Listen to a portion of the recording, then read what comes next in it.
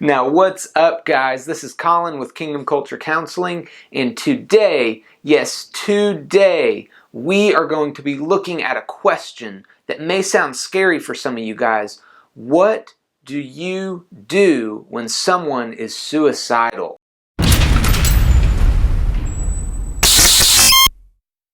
So you guys may not be aware of this. In addition to Kingdom Culture Counseling, I work at a Baker Act facility. And one of my roles there, besides providing individual and family counseling to teenagers that are suicidal or homicidal, I also do risk assessments. Part of that is when people come in, I'm evaluating them to see if they meet criteria to be placed under a Baker Act and stay at our facility for about 3 days so that they can get the help they need to stay safe. Now, I gotta be real with you. When I started that job, I was really freaked out. So I wanna rewind a little bit to a job that I had before. And in that job, I would be on call for our clients that maybe felt suicidal. They felt like they were a risk to themselves. They would call us to ask for help. Now, I used to hate that role because I was so freaked out and nervous that someone was going to call and I wouldn't know what to do or say. But now,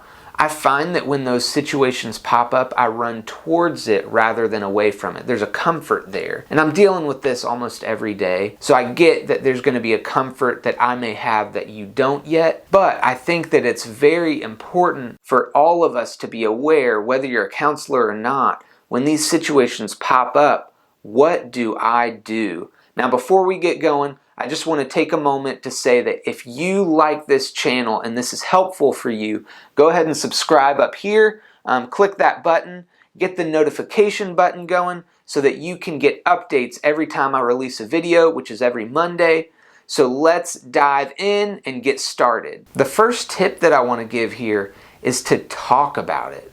A lot of times we let these things go, we sweep it under the rug because we're afraid to address the issue, and we think if we talk about it, it's going to make someone want to commit suicide. This is not true. A lot of times when people voice this stuff, they do it because they need someone to talk to. They need someone to work through this stuff with them.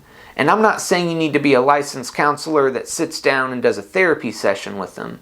I mean, just talk about it. Let them know that you care, that they say to them, don't do it. They need to hear these external voices sometimes because everything in them may be so loud and they just want some stability and someone to tell them things are going to be okay. Now, my second tip to you guys is to explore the effects. A lot of times people haven't thought through the way that this would affect those around them.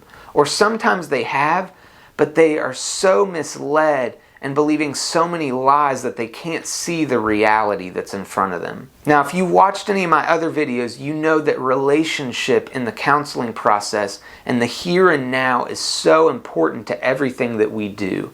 So one of the ways to make this more real is to let them know something about you and how you would feel. And so I get real with people and I will let them know, and this is true, I will let them know, hey, if you went home from here and you committed suicide, do you know what it would be like for me? Do you know that when I'm 80 years old, I'm 30 right now, when I'm 80 years old, 50 years down the road, I am still going to be thinking about you. And there's going to be a sense of guilt that I will feel. And it doesn't mean that it's true, but I will still have these thoughts in my head. It might be something like, Colin, do you remember that kid Michael? If you had just spent a little more time with him, maybe he wouldn't have done it. Colin, if you had just said this, maybe he would still be alive. Colin, do you think he knew that you cared about him? Maybe you came across like you didn't, and that's why he did it. Right? And so these are all things in the moment, right here, right now, that he gets to experience with me. And then I'm going to switch that, and I'm going to talk about how this would affect others. Because the truth is, for me, in those therapy sessions, I've just met this kid.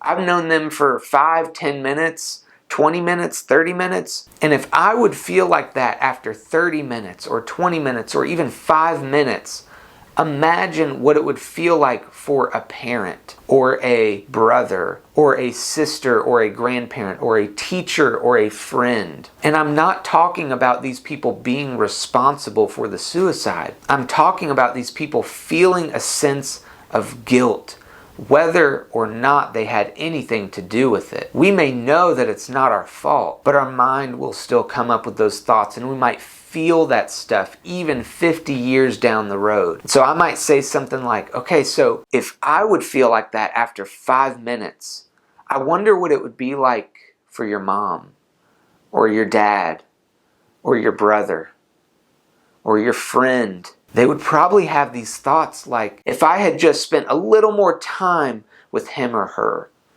if I had just not said this one thing that day, maybe they would still be alive. Because the truth is, a lot of these people going through this stuff, they do it because they feel like people don't care. They oftentimes feel like, if I'm not around, things will be better for those around me. And they haven't thought through this piece. They may think, yeah, they'll be sad for a week, but they'll get over it. They don't think about the guilt aspect that might stay there with them. They don't think about the guilt aspect that family members, friends might feel as they do this. And so this is where that dialogue is so important, to make them aware of this. The last point I want to make here, the last piece of advice, is to call 911. A lot of times people are so afraid that they're going to blow the cover and everybody's going to know, or they're going to get in trouble. But this is a life or death thing, and this is not something that we want to hold back on, because a lot of times when we call 911, these people will get Baker acted and they will start to get the help that they need. And that could include getting involved in counseling. Maybe that involves seeing a psychiatrist to get some medication to start that process of healing. Maybe they just need a few days away from their environment. But the reality is, there are trained professionals that do this on a daily basis, that know how to deal with this stuff, know the questions to ask, to know how to navigate these situations with family members. The reality is, when I'm doing these risk assessments to determine if someone needs to stay or if I can let them go home, is that I'm asking, if I let this person go home, can I sleep tonight? So when you talk to somebody and they bring up suicide, you need to ask that question. Am I going to be okay tonight when I try to go to sleep? Am I going to be worried about this? And if not, then you may be okay. Maybe this is something they just said as a joke, but I would always say err on the side of caution and call 911 as soon as possible and spend time with this person, talk with them, get this stuff out in the open, because they probably need that support. Now, lastly, I just want to say, I know this is a short video. Suicide is a big deal. This is a life or death thing. So I'm not trying to tell you, if you watch this video, you're prepared and you can do everything. These are just 3 tips to kind of take away some of that anxiety that comes with dealing with this stuff.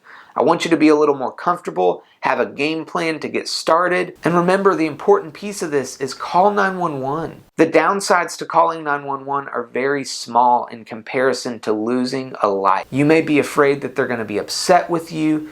You may be afraid that someone's going to find out.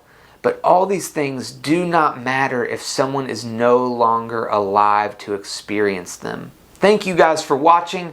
My name is Colin with Kingdom Culture Counseling. I love you guys. I'm putting out a video next week again, so stay tuned. If this is helpful, go ahead and leave a comment in the comments section. If you want to subscribe, click this button up here. And I've got other videos like my video from last week or the one that's coming out in the future.